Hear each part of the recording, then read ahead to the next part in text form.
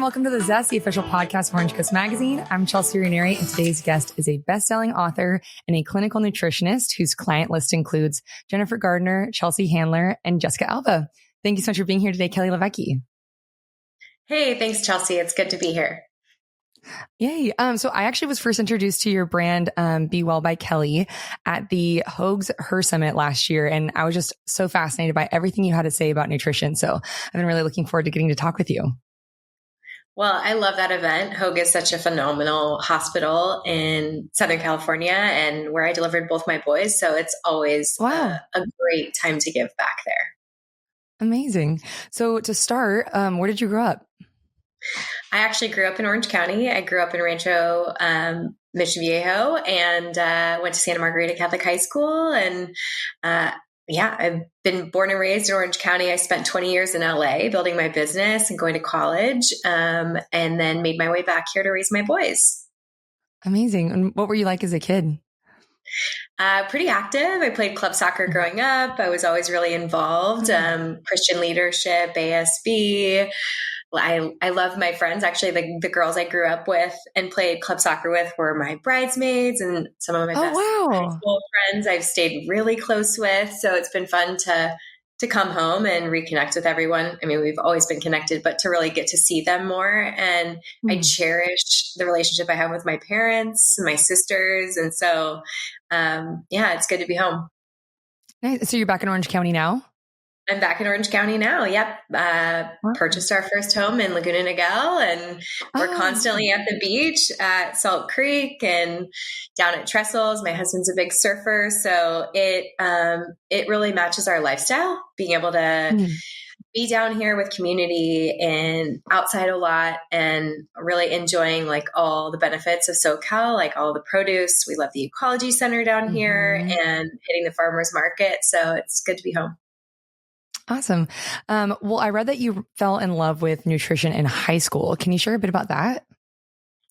Yeah. So, what's interesting is I took health in high school and I loved that class. I felt like it was really easy for me to get a great grade. I would look forward to the class, took tedious notes, and then I went to the University of Southern California, basically because I'm a legacy there. I grew up going to football games there at USC. I had 26 relatives that went there. And so the first child in my family, followed in my grandpa and father's footsteps.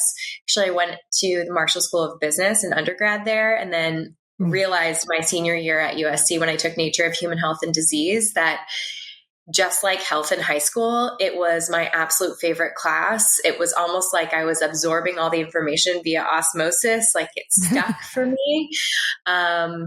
Ultimately called my dad in tears going into my senior year and said, I want to be pre-med. I shouldn't be finance, and added a concentration in Nature of Human Health and Disease. And my first career out of college, I spent on the corporate side of wellness. So I worked in pharmaceuticals and then made my way into cancer and genetics. And I had an 8-year career in cancer and genetics before going back to school for nutrition and starting my private practice. So going back a bit, what about health fascinated you and nutrition fascinated you? Well, I think I grew up an athlete and I loved feeling my best, and I've always loved food. But I would just say that I was more of a science and math brain, like stats and all the things that, a lot of my best girlfriends hated was what I excelled in, really. And I just found it interesting. Like I always wanted to feel my best and I wanted to perform my best on the field. And I loved cooking, and even down to watching Ina Garten and Giada in college on the Food Network. Like those were the shows I'd throw on in the background of like studying or doing homework. And I think we really need to tune into what we truly are fascinated by and what we love, and find a way to pair what we're passionate about with what we're good at. And then hopefully those two things is also something you could have a career in. For me, I was a little disillusioned in undergrad when I looked into the RD program, because it seemed like the only career trajectory was to end up in a hospital setting. And the hospital food programs are nothing to write home about, really. There's just a lot of government mandates there, and food contracts that really don't allow for creativity, and really they don't allow for the highest level of health for patients, unfortunately. And there's a lot of red tape, and so it didn't really get me excited about having a career in a hospital setting. And so I didn't really think about private practice until, like I said, about 8 years after having a career in Western medicine and in big corporate health. And so, I saw that there were other people building private practices in nutrition and helping people privately, and ultimately decided to go back to school. And my business was a side hustle for 3 years. And I used my corporate career to fund this business, to take it seriously, to build my website. And I built my clientele on the weekends and at nights, and then ultimately took it full time and took it very seriously. Went out and got my first book deal, and built product business, and built a course business. And I really tried to help people as much as I could for free online. And it kind of feels like it's been a blink, and it's been 11 years. When you went back to school, what did you study? So I did clinical nutrition. So I had to go back, and I was in Santa Monica at the time. I had to go back to Santa Monica City College and take those pre-med sciences. And, it took me multiple years to complete. But it was absolutely worth it. I mean, I did a health coaching program to be able to punch my ticket and start health coaching at first. And then ultimately went back to clinical nutrition, again, at nights, and online, to get all those courses under my belt to be able to sit for the clinical nutrition board exam. And so, it's been a wild ride, but I would say I probably learned the most actually working with the functional MDs that I've worked with. So a functional MD is someone who's, gone to school to either be internal medicine or ER, and they go back for a fellowship in functional medicine. And that's looking at root cause and working as a team with functional MDs that I have relationships with their patients. So we have a great amount of detail basically on their health levels. So we get everything from hormone panels to NutriVals. We're looking at nutrient, their nutrient status. We're looking at all of the traditional, like Quest lab health, metabolic health, thyroid health, cardiovascular health. And so then I'm able to look at all that detail and help them build a food plan to improve those markers. And that's the really fun part. Wow. And you're still doing that today? Yeah. So I still have a private practice. I work with a few functional MDs that I built relationships with in Los Angeles and New York. And then I have my online courses, and I share online through Be Well by Kelly just to support my community. Yeah. And I read that your friend actually is the one that pushed you to start Be Well by Kelly. Is that true? Mm-hmm. Yeah. That goes back to that passion. It was my best friend, Angela. We went to USC undergrad together, and we lived together in Santa Monica after college. And I was that friend that at the party was like, did you know that pairing protein and fat supports blood sugar balance? And did you know that leafy greens have a sulfur-based sugar that feeds your microbiome? And I was, she was not interested in any of that. But at one point she just stopped me and she said, this is clearly an obsession that you love, and you want to share this knowledge with people, and you need to find a way to do that.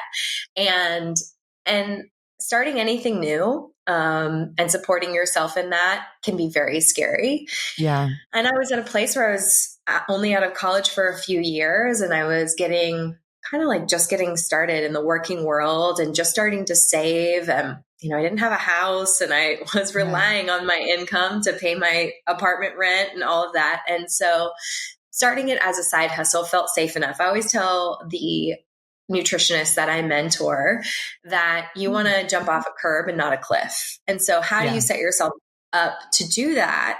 And if you're really passionate about something, you'll be excited to do it after work. You'll be just excited to do it on the weekend, and you'll build it up to a place where you feel comfortable taking it full time. And so one of the things I did actually is when I was working in cancer and genetics, I went to my boss and I was going to put in my 2 weeks and was feeling like maybe I'd love a few more months. And so I actually negotiated a part-time role working with the top hospitals and team that I was working with, Cedar Sinai being one of them. And they carved out a new role for me. So I think if you are enough of an asset and you're working hard enough in the career that you're in, you always have room to negotiate what you want. And instead of thinking that you need to completely leave or cut it off and make a scary jump. And it was great. I had 6 months and I worked as a contractor for the corporate company that traditionally had employees paid via W-2,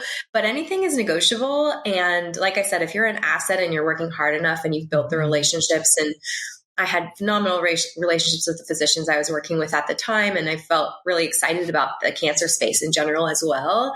I think that came through. And my boss was like, thanks for being transparent about your future goals about this business. And we're happy to create a role for you. And so my advice would be, don't be afraid to be creative and just speak into existence what you want, because that can be what you need and the runway you need to feel comfortable taking it full time. And that 6 months was great. I was able to, work hard, close deals, save a little money so that I had a little buffer room for taking my business full time. That's so smart. I've never thought to negotiate like a position like that. And you went full time in 2015? Mm-hmm. How did that feel like initially when you just when after that 6 months ended and you took this on full time, and what were you doing at that point? Well, it can be very scary for having a corporate career.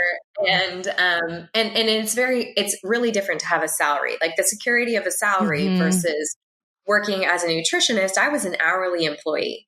And that meant that whatever my hourly rate was, however many hours were in the day, that's what my take home was. Right. So I went from having the security of a corporate salary and getting a paycheck every 2 weeks to having a calendar of clients. But, if someone canceled, that hourly rate was gone, and looking for ways to really fill my time and fill my calendar to maximize that.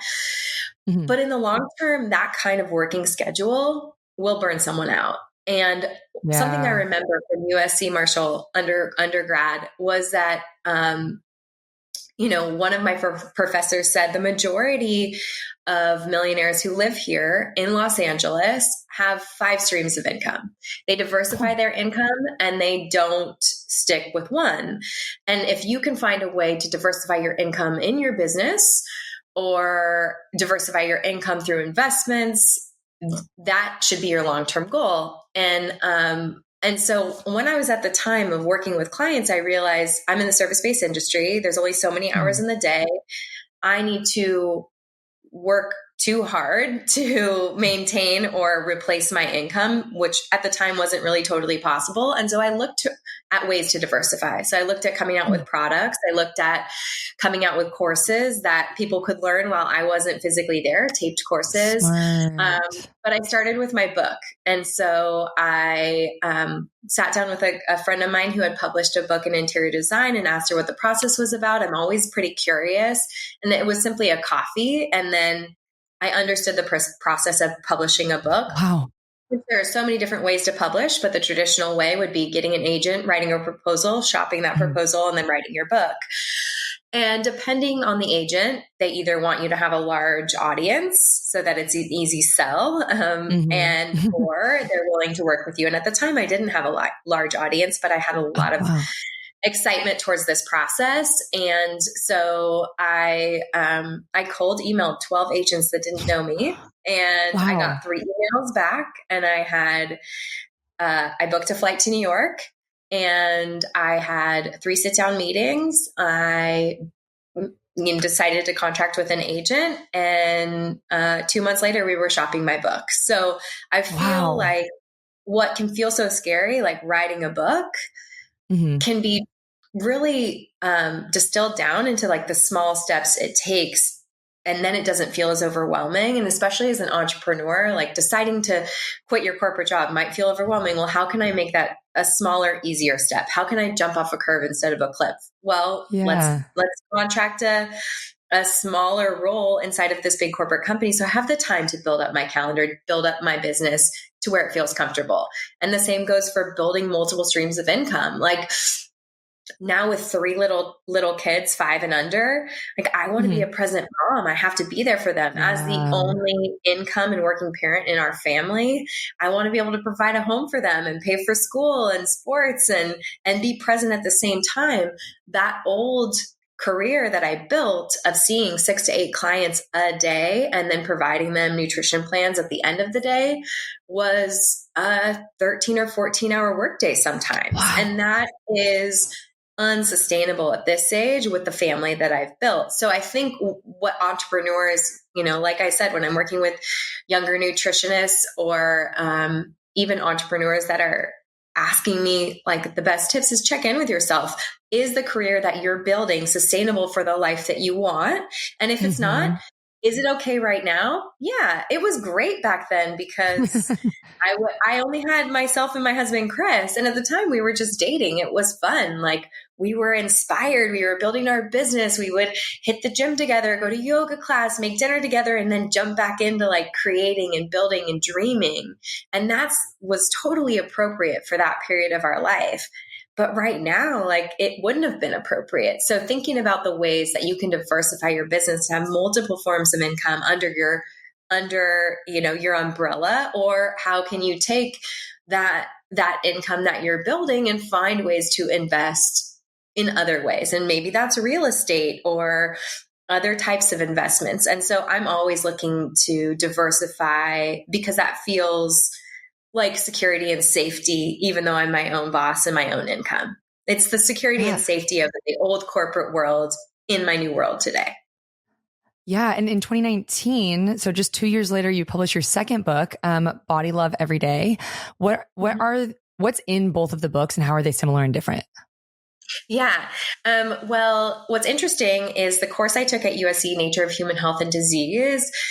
The thesis or the end project for that class was a report on type 2 diabetes and how it develops in the body and understanding and presenting on blood sugar balance. And it's so funny because that full circle, that is what Body Love and Body Love Every Day is all about. It's teaching my clients in my community how to balance their blood sugar through food.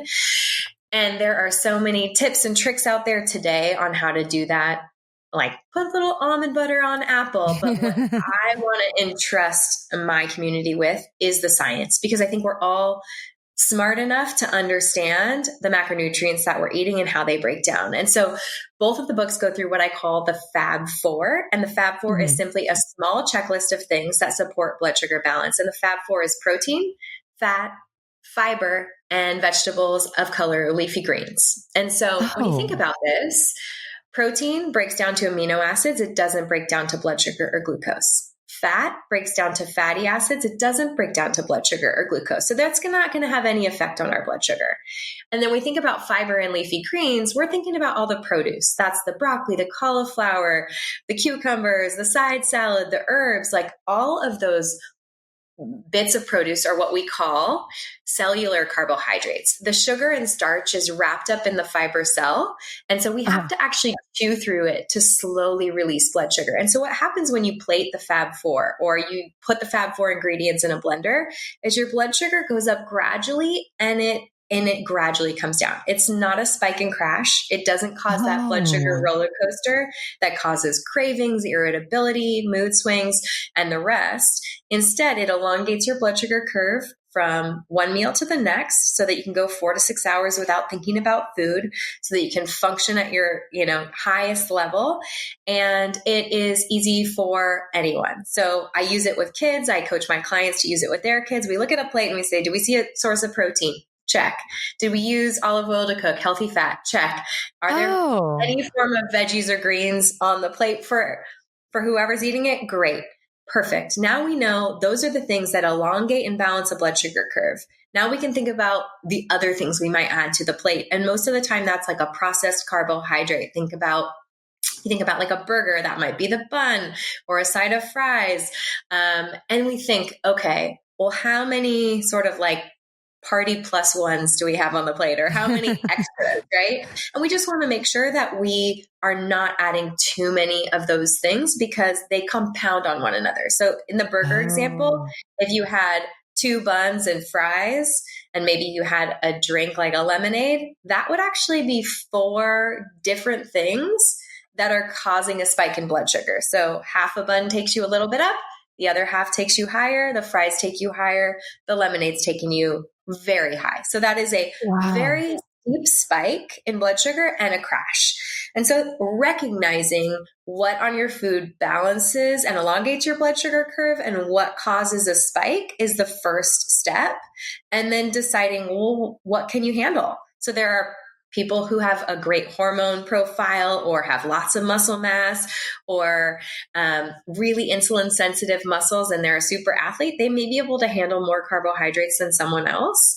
But recognizing what your body is capable of digesting and absorbing into your muscles to store as energy versus causing elevated blood sugar and potentially leading us down the road towards inflammation and chronic lifestyle diseases is my bread and butter. And that's what the books teach.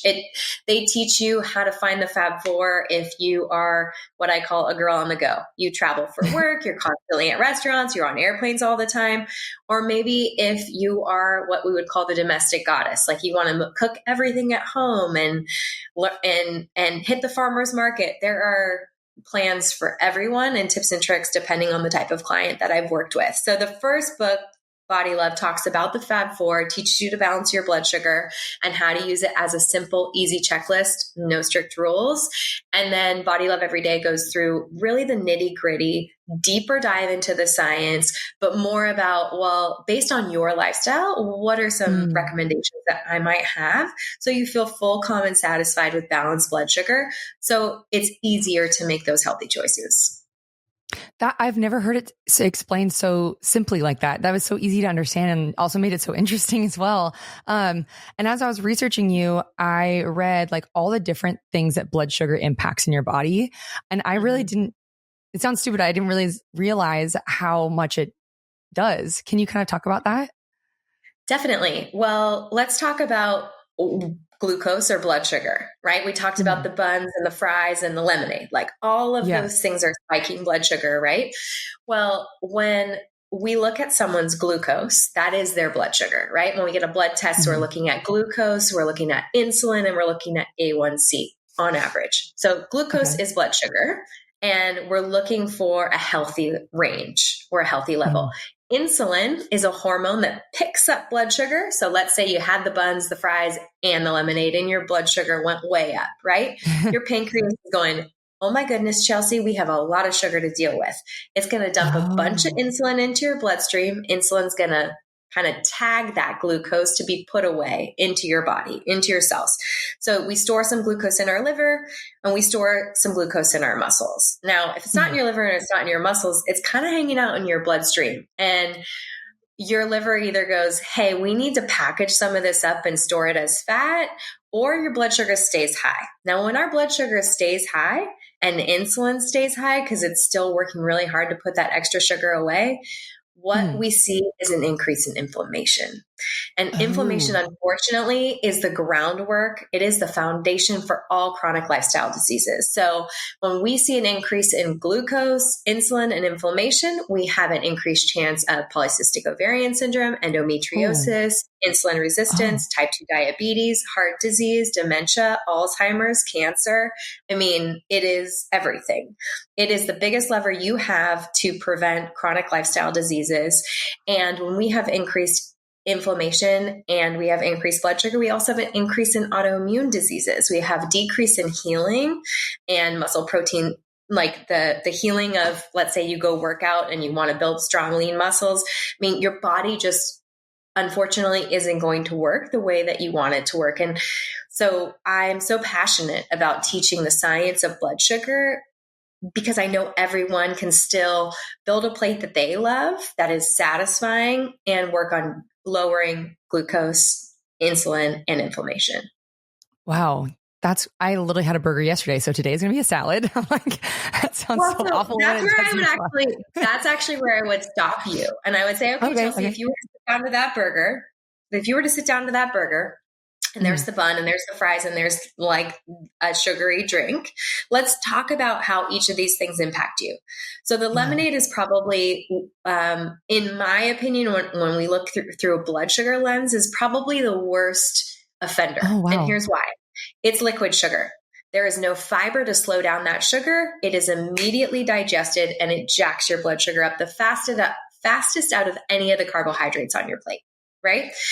So I would say that would be the first thing that I would consider replacing. Can you get a sparkling water with lemon? Great. Not totally impacting your meal, right? It's still going to be a delicious meal and you can have fun with it. If you really love lemonade, I'd say, hey, why don't you try Element? It's an electrolyte drink that doesn't have any sugar and you can get the citrus salt. It tastes like lemonade. Or you can take lemons and squeeze them in your water and bring a little monk fruit dropper with you. That's going to sweeten it a little bit and kind of a fun way to handle that. Then we look at the bun. So the bun is actually considered an acellular carbohydrate because it's a flour-based product. It has actually been removed from its fiber cell too. So what I mean by that is like if we were to take rice flour crackers versus rice. Rice flour crackers are acellular carbohydrates. A machine was used to make a flour first. It's been obliterated from the cell, acellular carbohydrate. Versus rice, there's fiber still present there. Not a lot, but it's a whole grain, right? So it's going to be slower to digest and cover less surface area. It's going to have less effect on your blood sugar. So the bun is then going to have it's going to have, the bun is going to have the next, it's the next biggest offender because it's an acellular carbohydrate. If you picture a bun disintegrating in water, it's going to just kind of turn into a mushy mess. If you've ever seen crackers get wet, that kind of a thing. That's how it's being digested pretty quickly, not as fast as a lemonade, but fast. And it has a density to carbohydrates there. And then you have the fries, right? So the fries are potatoes and they are the closest resembling, they resemble the whole food product the most. And depending on where you get them and what you're sourcing, they may be as close to a potato as possible, like an In-N-Out fry, right? Oh, okay. You see them smash them through the fry maker, you're good to go, right? So I would say instead of throwing the baby out with the bathwater, let's decide what you like about a burger. Can we lettuce wrap it and have the fries with the sparkling water and still enjoy it and get all the Fab Four there? You have the protein in the meat. You probably either had like avocado or maybe a cheddar cheese on that. There's some healthy fat. Then you have lettuce, tomato, onions, whatever kind of veggies you have on there. And then if you want to level up that meal to feel a little fuller, if you take the bun away, can you get a side of roasted broccoli? Or can you get a side salad to add to that? Like that's going to be the way we use the Fab Four to bulk up that meal to make you full and satisfied, elongate your blood sugar curve, and still have a little fun with some carbohydrates without dysregulating blood sugar the whole day. Yeah. Oh my God. That's such an easy way to look at it. I really have never looked at it like that. I always thought felt so guilty eating I always felt so guilty eating like a protein style burger from In-N-Out. I'm like, I don't know, but that's a really right.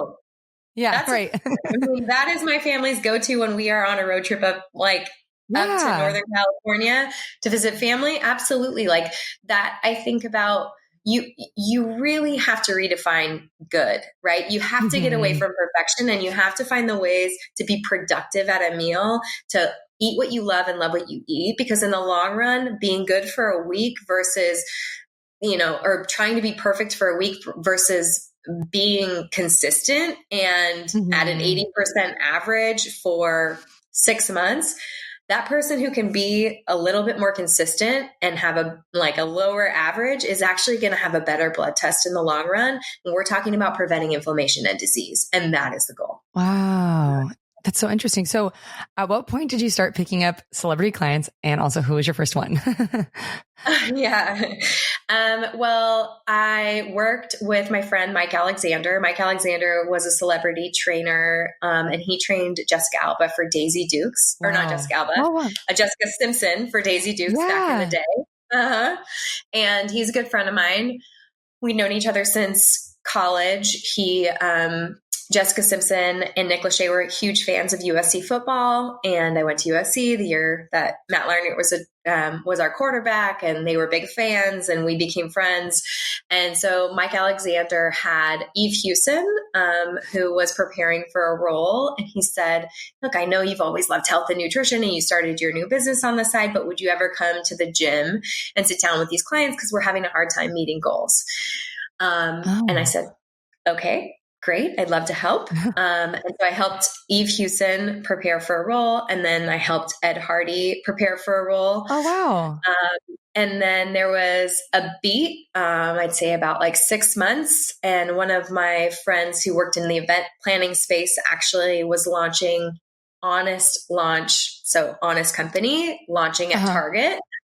And they had a big party. And she said, "We'd love to have a sort of an installation of you having mini health sessions with the influencers that come to the party." Because there's a bunch of beauty, health, and wellness influencers there. And I said, "Sure." And so she sat me in a little chair, and I was, really passionate. And it was after work one day in the afternoon, and I was sitting there excited to tell everybody how to balance their blood sugar and increase their training intensity. And the influencer all sort of walked by me and looked over, and they're like, "What is that girl doing?" And there wasn't great signage. And so I just sat there and was like waving at people. They're like, "We don't know." Okay. And so the party was wrapping up, and I'd worked with the caterer and built out a beautiful Fab Four build your own bowl sort of like, meal for them. And so they could come and build a bowl with protein and fat and veggies. And so my friend who had thrown the party was like, "Well, why don't you go over to like the food section and tell people what the benefits are in their food?" And so I stood over the build your own bowl, and I was like, "That's a great source of protein. There's vitamin K and vitamin D in that." And was giving people all the tips, and they're like, "Oh, this is a great catering company. Is it yours?" And I'm like, "No, I'm a nutritionist. I'm here to tell you about how to be healthy in your body." Right. So I ultimately went back to my little furniture vignette, and I sat down, and this cute redhead came up, and she's like, "Hey, can I sit down?" And I've just been doing makeup this whole time.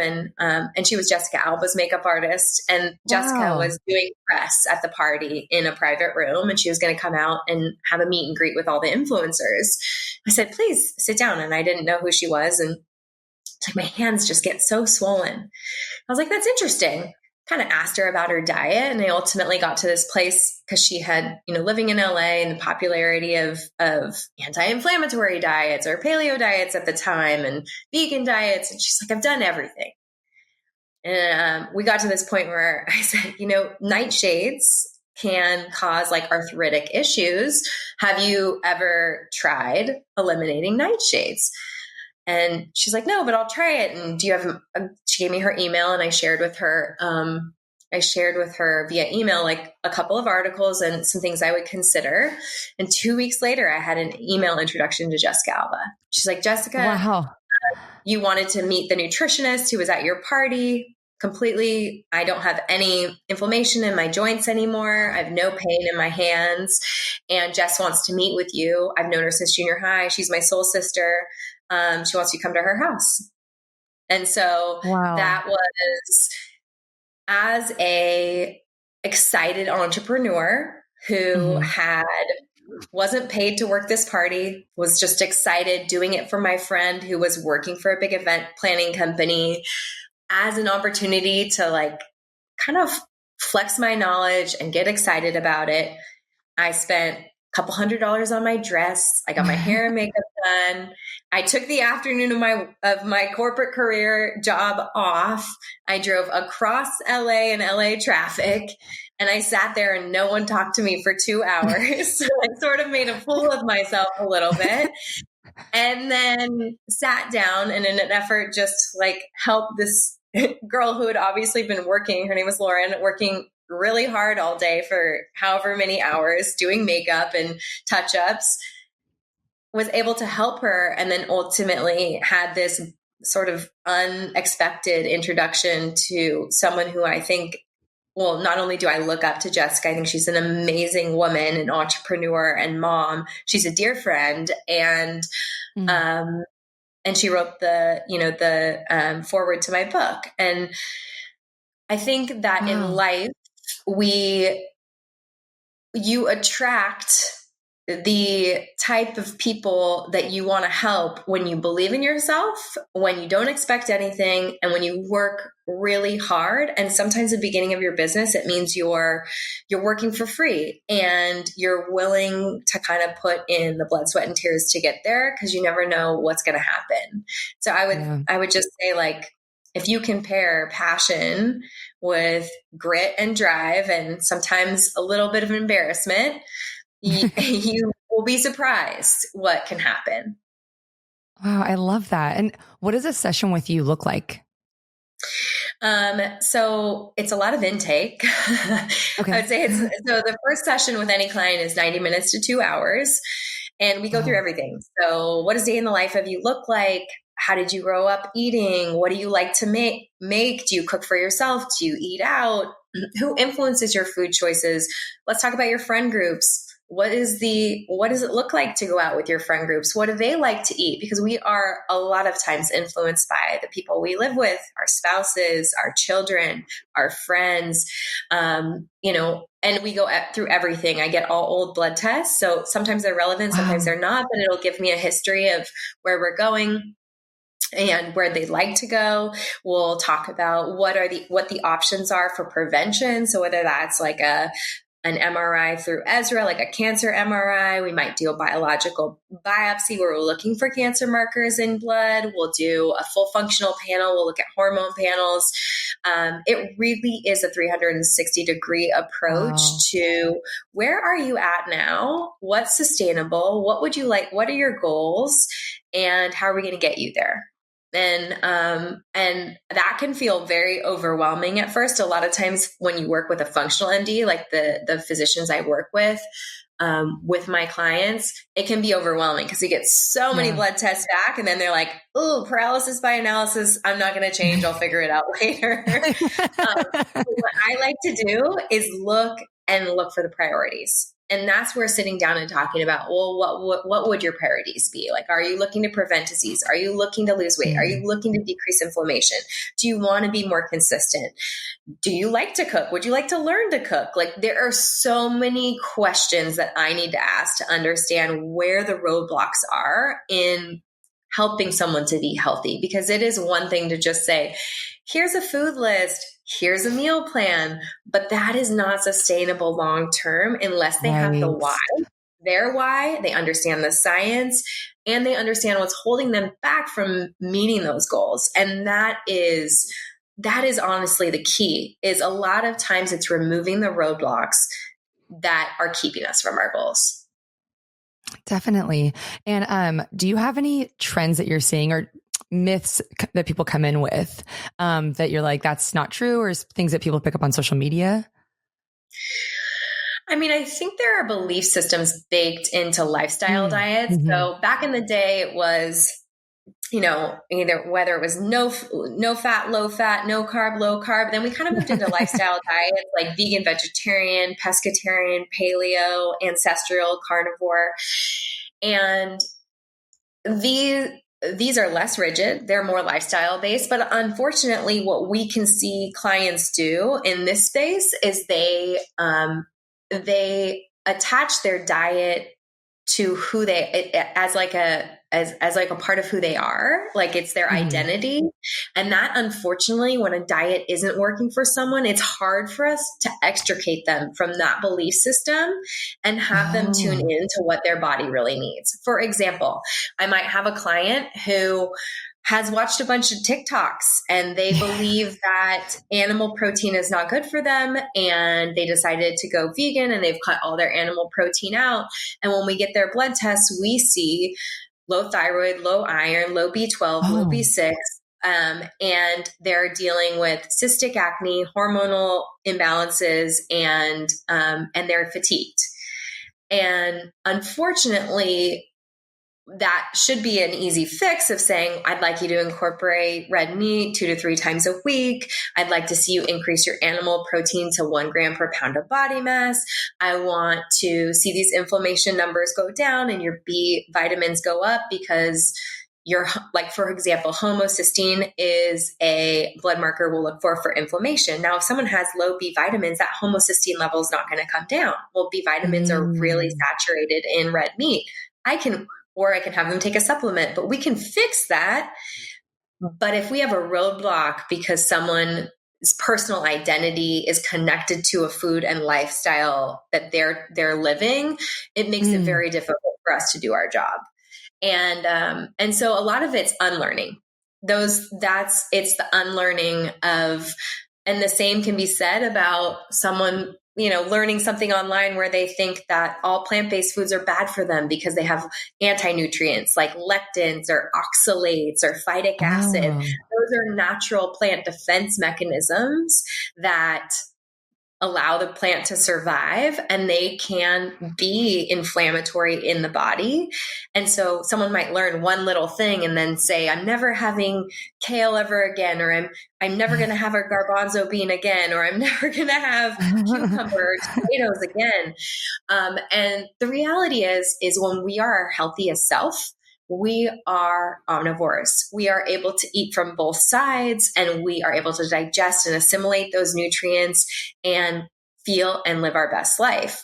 And so a lot of times that is what my goal is, to just help my client be the healthiest they can be, and to help them break down food rules so that they feel more free and empowered and inspired to use blood sugar and disease prevention as their goal versus dogma or, belief systems that they've adopted from someone else without really tuning into themselves and being clear and aware of where their body is and the health. Wow.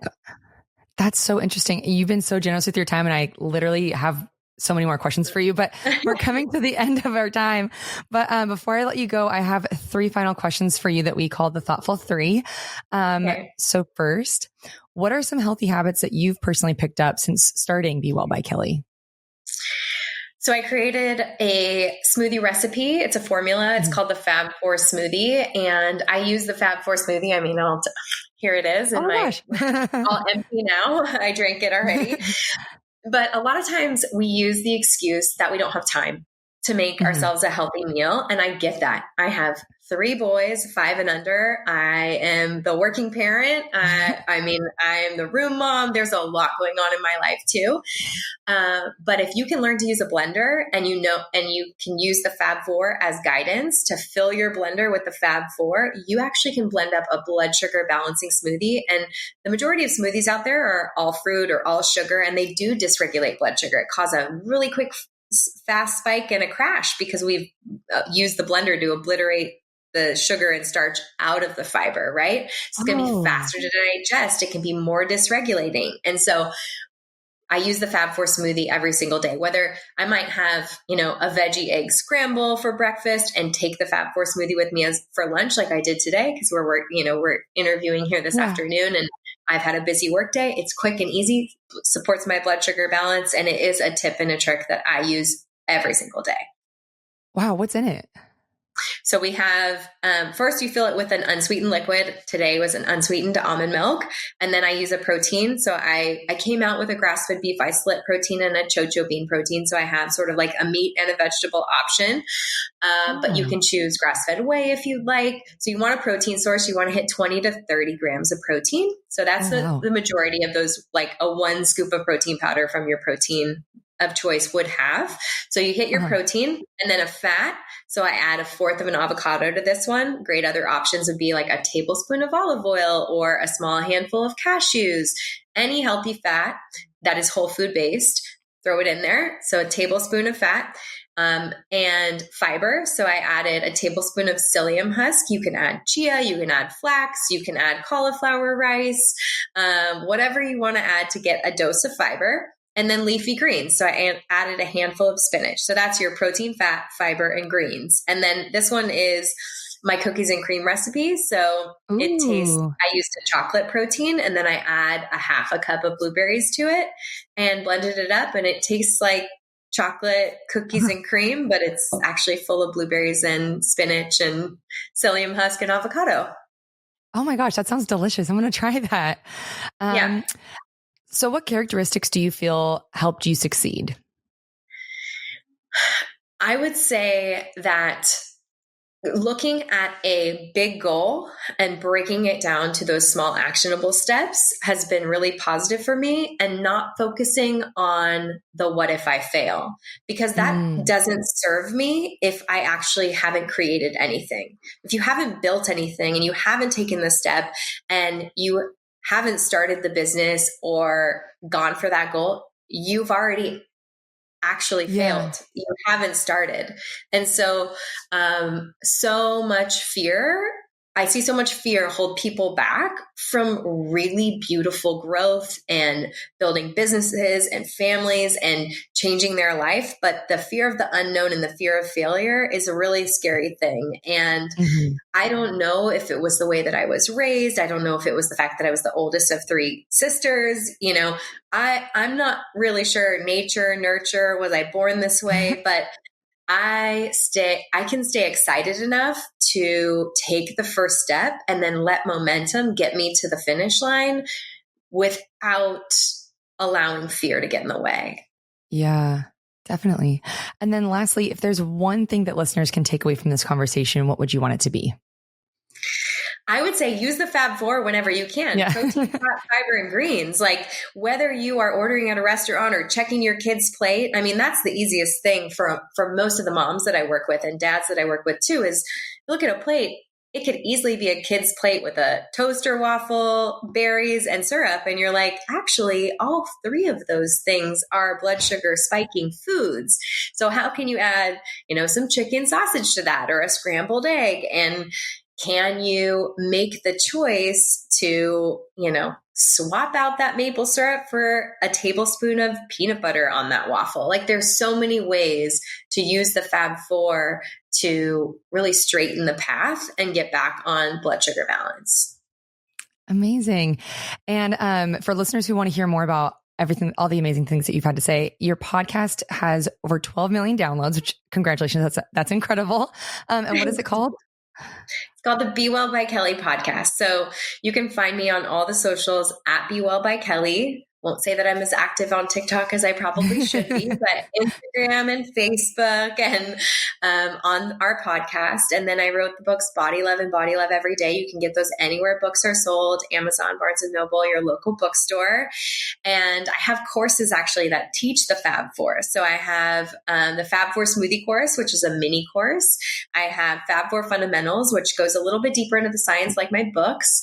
Fab Four Under 4 for parents who would like to balance the blood sugar of their kids, and Fab Four Pregnancy for anyone looking to balance their blood sugar before they get pregnant, up their nutrient density to make sure their body is ready and prepared for 10 months of being pregnant. Yeah. Amazing. Well, thank you so much for doing this. I really appreciate your time. This was so informative and fun. Thanks, Chelsea.